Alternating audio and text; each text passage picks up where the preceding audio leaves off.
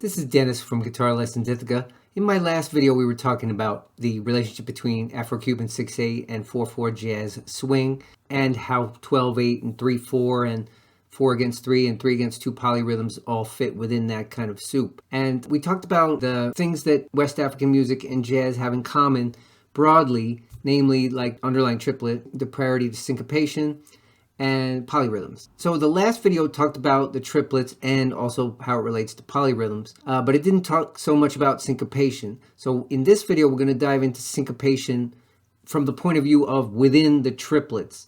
And I attended a masterclass from Donnie McLaughlin many years ago. Thank you, Donnie, for this idea about taking the Afro-Cuban 6/8 clave and moving it over by an eighth note 12 different times. Like if you take a bar of 4, which is 1 and a 2 and a 3 and a 4 and a, that's 12 different possible triplets in which you can start it, and it looks like this. So this is what it looks like in 6/8. If you take that first one, it sounds like this, like 1 2 3 4 5 6 1 2 3 4 5 6 ga ga ga ga ga ga ga ga ga ga ga ga ga ga. And you can see that I gave little syllables to each one. We'll get to that later. And I experimented quite a bit moving those around, and that was cool. And then I realized that the original 6/8 clave is only 5 attacks versus the 7 that are here. So I'm going to call the 7 attacks, which you just heard, the bell pattern. And I'm going to call this pattern that you're going to see right now the original 6/8 clave. And that first one, if you count in 6, is 1 2 3 4 5 6 ga ga ga ga ga ga ga ga ga ga.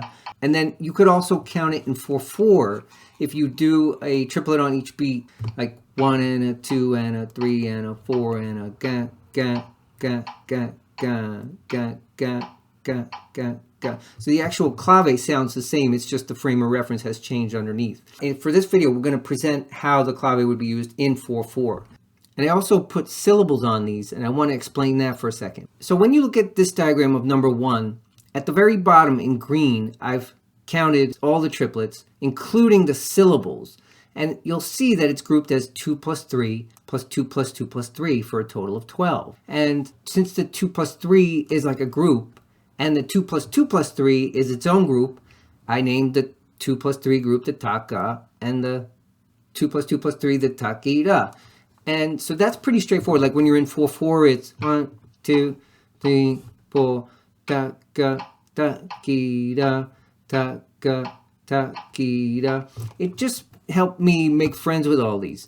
And it's also helpful to notice, like in this particular case, the first ta and the last da fall on a beat. First one's on 1, last one's on 4. And if you take one like number 5, let's say, it's still 2 plus 3 plus 2 plus 2 plus 3. But it's going to start in a weird place. So this one would sound like this, like 1 2 3 4 da da ga da ki da da ga da ki da da ga da ki da, like that. And so it's, in my opinion, a very fascinating journey to make friends with these. But how do you apply this in jazz playing? So here's what I did. I put all 12 claves into Have You Met Miss Jones in a certain format, which I'll explain. And the 5 attacks, the original clave, which I'm going to call it, as opposed to the bell pattern, is a lot more manageable because the bell pattern is 7 notes. You know, imagine doing like and then moving that over by an eighth note. It can get unwieldy. So the 5 is much nicer. So what I did was, the tune Have You Met Miss Jones, I tried to just choose an average tempo of 155 beats a minute. And the tune is AABA. The first A, I only played the clave pattern in question.